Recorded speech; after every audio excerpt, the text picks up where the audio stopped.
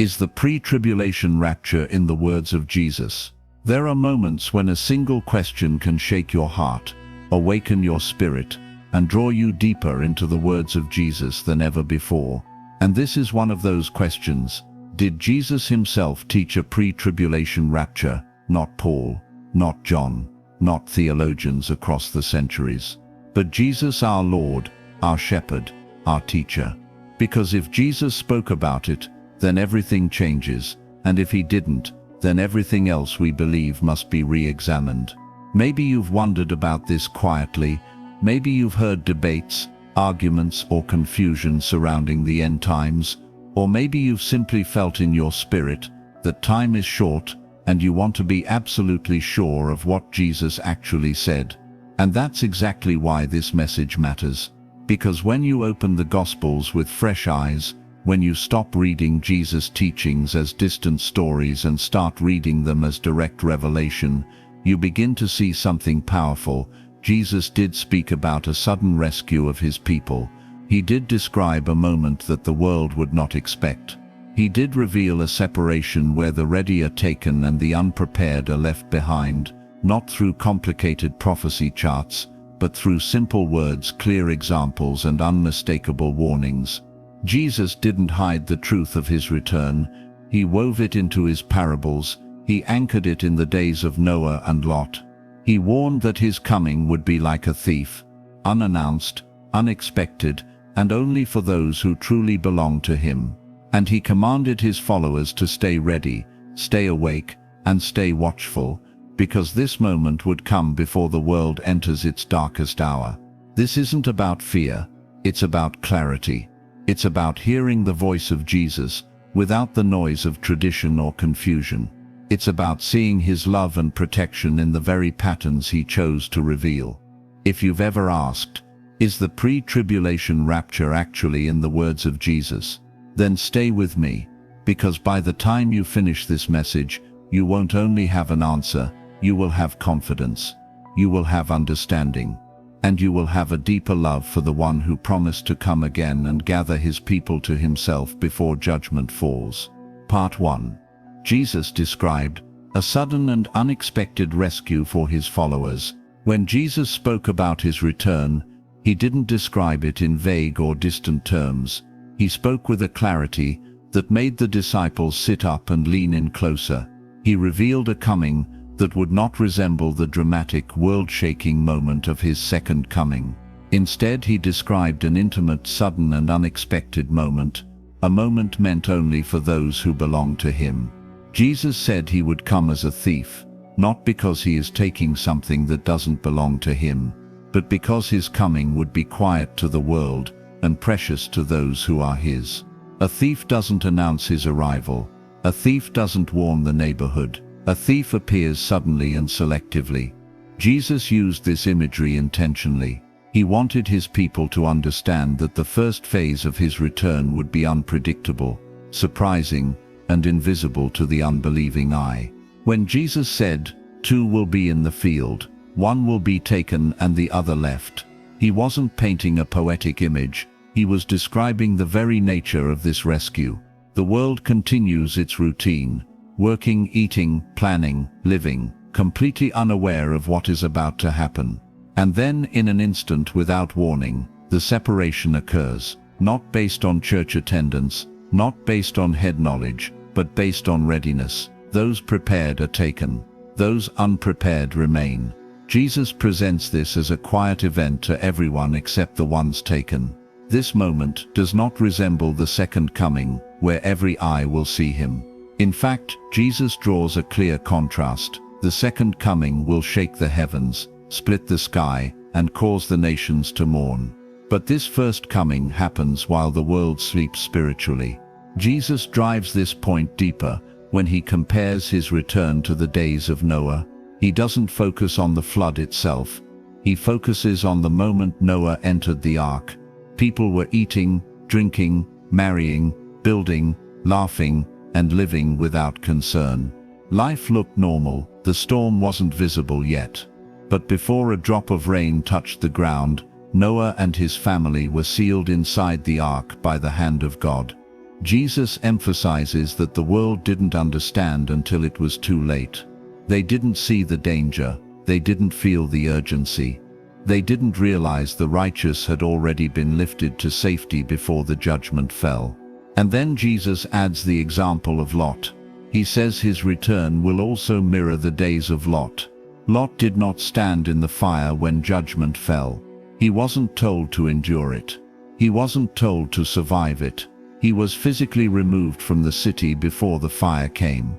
The angel even said, "We cannot do anything until you are out." Jesus didn't choose this story accidentally. He chose it because it perfectly mirrors the heart of his message. Safety before wrath. Removal before destruction. Deliverance before judgment. Both Noah and Lot were lifted out before disaster began. Jesus said his coming would match these patterns. He wasn't speaking about the second coming. He was describing the rapture, a hidden moment, a sudden removal, a quiet extraction of the righteous before the world enters its darkest hour.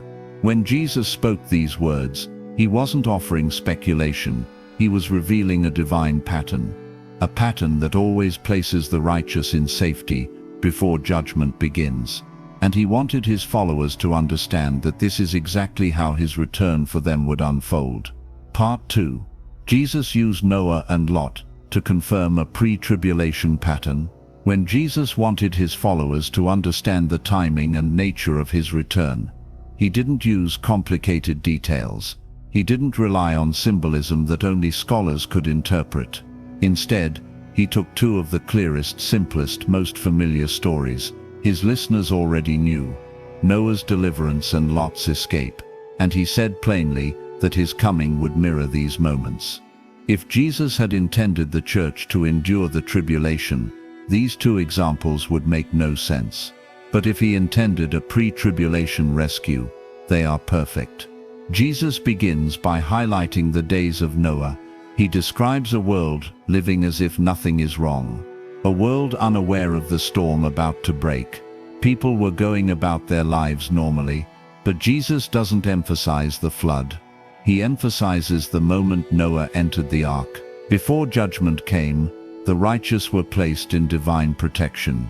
The door was closed by God, not by Noah. This wasn't Noah running from judgment. This was God removing him from it. The ark didn't go through destruction. It rose above it. Jesus uses this example to show the heart of God and the pattern of timing, protection before wrath, not during it. Then Jesus brings Lot into the picture. Lot lived in a city saturated with corruption, but he wasn't told to endure the fire that was coming. Angels came for him. They urged him. They guided him.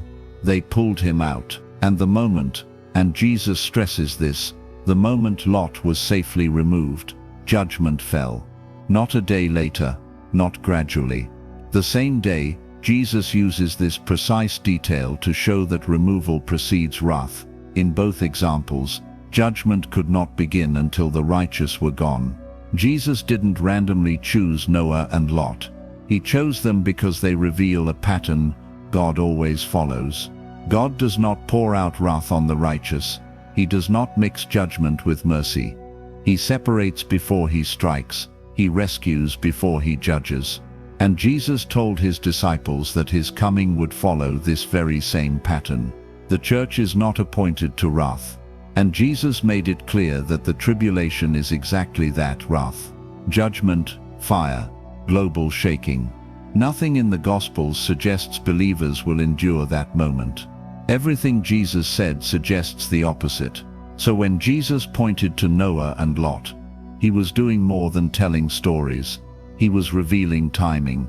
He was saying, just as God removed Noah before the flood, just as God removed Lot before the fire, I will remove my people before judgment falls on this world. Jesus didn't simply hint at the pre-tribulation rapture. He illustrated it with two of the strongest examples in Scripture, leaving his followers with a clear message: stay ready, because when I come, I will take you out before the hour of judgment arrives. Part 3.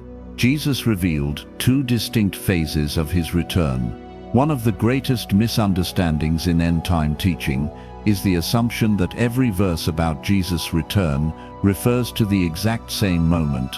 But when you listen closely to his words, when you pay attention to his tone, his imagery, and his purpose in each passage, you begin to notice something unmistakable. Jesus described two completely different events. He spoke of one coming that would be sudden, private, and unexpected, and another that would be visible, dramatic, and global. These cannot be the same moment, because the details are opposite, and once you see it, you can't unsee it. When Jesus spoke of his return as a thief, he wasn't talking about his second coming at the end of the tribulation. A thief does not come with trumpets, angels, fire, and glory seen by every nation. A thief comes quietly, unexpectedly, invisibly to most. That's the first phase, what we call the rapture. Jesus said this moment would take people by surprise. It would catch the unprepared off guard. It would divide even people standing side by side, one taken, one left. That separation is not judgment. It is rescue. It is deliberate. It is precise. And it happens before the world realizes anything has occurred. But when Jesus spoke of his second coming, his language completely changes. He describes the sky splitting open. He describes cosmic signs, darkened sun, falling stars, shaking heavens. He describes nations mourning when they see him. He describes coming with angels and with visible glory. This is not sudden. This is not secret. This is not unexpected. It is the final return of the King to judge the world, defeat darkness, and establish his kingdom. These two events cannot be merged. In one, Jesus comes to receive his people and take them to where he is. In the other, he comes with his people to the earth. In one, people vanish. In the other, every eye sees him. In one, life is going on normally. In the other, the world is already deep in cataclysmic judgment. These differences are intentional. Jesus wanted his followers to understand that his return unfolds in phases, first for his bride, then with his bride. This distinction is critical for understanding the timing. If the rapture happened after the tribulation, Jesus' warnings about suddenness would collapse. The world would be watching for him. The prophecies would make the timing clear. But Jesus insists repeatedly that his coming for believers is imminent, able to happen at any moment, without countdown markers.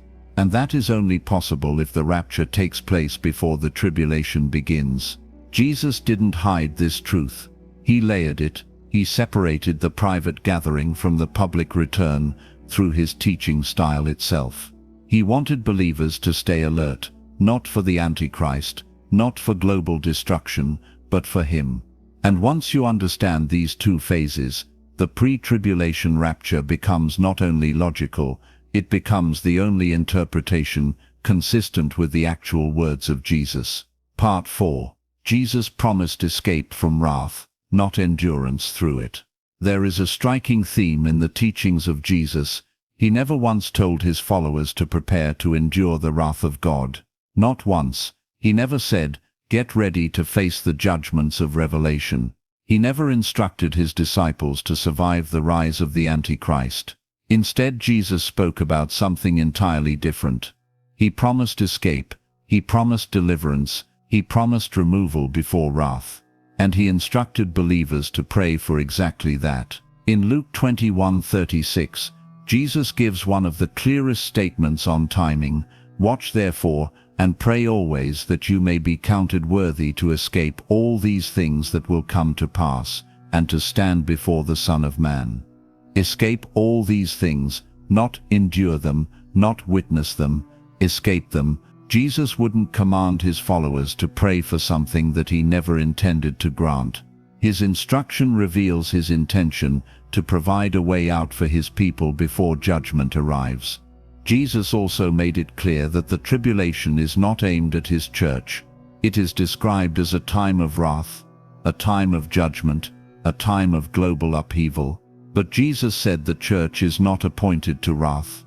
He said his bride would be taken to be where he is, not left to face the hour coming upon the world. The purpose of the tribulation is twofold: to awaken Israel and to judge an unbelieving world. It is not a season for the church, and Jesus never implied otherwise. When Jesus spoke to his disciples about the future, his language carried protection, not punishment.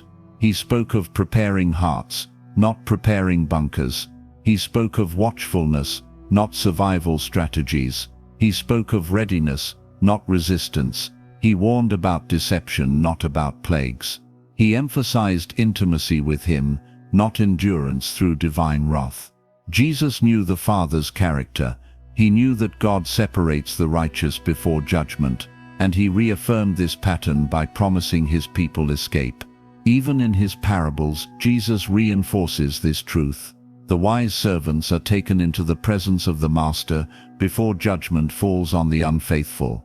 The wise virgins enter the wedding before the door is shut. The faithful steward is rewarded before trouble comes. Every parable of readiness ends with safety for the prepared. Jesus consistently presents judgment as something that happens after the righteous have already been gathered.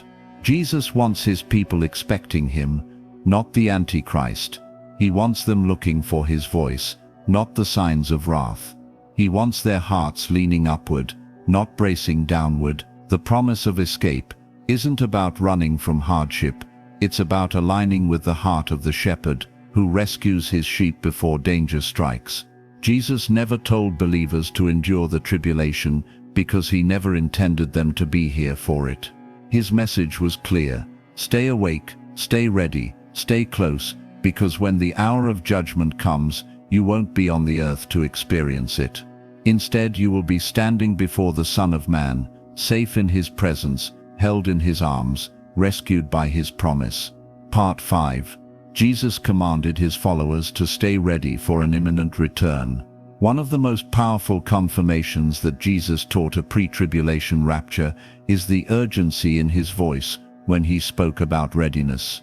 Jesus didn't describe a slow-building timeline that his followers could track step by step. He didn't tell them to look for a world leader, count prophetic events, or wait for global judgments to unfold before he came for them.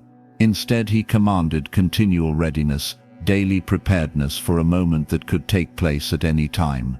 His coming for his people would be sudden, personal, and unpredictable, which only makes sense if it occurs before the tribulation begins. Jesus repeatedly told his disciples to watch, be ready, stay awake, and keep your lamps burning. These instructions are impossible to reconcile with a post-tribulation rapture. If the church were destined to go through the tribulation, there would be no need for surprise, no need for imminence, no need for constant expectation. The timing would be obvious. The events would be visible. The signs would be unmistakable. But Jesus insisted the opposite, that his coming would catch many off guard, that only those living in readiness would be prepared, and that this readiness was a daily posture, not a seasonal reaction. Jesus described his return like a bridegroom arriving in the night. No one knew the exact hour. Only those who kept their lamps full entered the wedding. The others were left behind when the door shut. This imagery is not about the second coming, which is marked by cosmic signs and global upheaval. It is a picture of a private arrival, a joyful gathering, a moment where the prepared are taken in, and the unprepared realize too late that they missed the call. In another parable, Jesus compares himself to a master returning from a journey. He says the servant who watches and remains ready will be blessed, but the servant who thinks, "My master is delayed," and becomes careless will be caught unaware. Jesus is not describing believers tracking the final plagues of Revelation. He is describing believers living with expectancy, guarding their lives, and treating every day as if he could return at any moment. The heart of Jesus' message is simple: stay ready now, because you won't have time to get ready later. If the rapture happened at the end of the tribulation, believers would have years to prepare themselves. But Jesus paints the opposite picture. He tells us that his coming will be like lightning, like a thief, like the cry of a bridegroom, like a sudden return of a master. The emphasis is always on surprise and separation. Jesus also warns that the world will be living normally at the time of his coming, eating, drinking, building, marrying, unaware. This is impossible at the end of the tribulation, when the world is devastated, nations are collapsing, and judgment has fallen. Life cannot be normal during the tribulation, therefore Jesus' description only fits a pre-tribulation moment. What Jesus wants is not fear but readiness. He wants his followers awake, spiritually alert, walking closely with him, unentangled by the world's distractions. He wants them to cultivate intimacy, keep their hearts soft, and live with the expectancy of his call. Jesus made it clear that his coming for his church is imminent, any moment, without warning. And the only timeline where imminence makes sense is before the tribulation begins. Everything Jesus said points to a rescue, not a reckoning, a gathering, not a battle, a joyful meeting, not global judgment. His final message is simple: be ready, because I am coming sooner than you think. Conclusion. Jesus left no doubt, the rescue comes before the wrath. When you step back and listen carefully to the words of Jesus, you begin to see a pattern so consistent, so purposeful, that the truth of a pre-tribulation rapture becomes undeniable. Jesus described a coming that is sudden and selective. He used Noah and Lot to prove that God always removes the righteous before judgment falls. He separated the rapture from his second coming through completely different descriptions. He promised escape, not endurance, from the wrath to come. And he commanded constant readiness, because the moment is imminent. Jesus wasn't vague, he wasn't unclear, he wasn't silent on this topic. He gave example after example, warning after warning, parable after parable, to make sure his followers understood, when the hour of judgment arrives, his people will not be here. He will gather them, protect them, and take them to himself, before the world walks into its darkest season. This isn't an idea built on wishful thinking, it's built on Jesus' own voice. The pre-tribulation rapture is not about avoiding difficulty, it's about the consistency of God's character. It's about the love of a bridegroom who comes for his bride before the storm. It's about the pattern God has followed since the beginning. And it's about the promise that Jesus himself sealed with his words, "Where I am, there you may be also."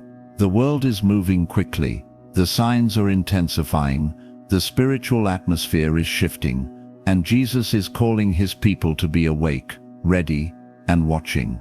Because soon, sooner than we think, the shout will come, the trumpet will sound, and those who are prepared will rise to meet him. Judgment will come afterward, but the church will already be with her Lord. Jesus said it, Jesus taught it, Jesus promised it. And because of that, we can live with hope, confidence, and anticipation. He is coming before the storm.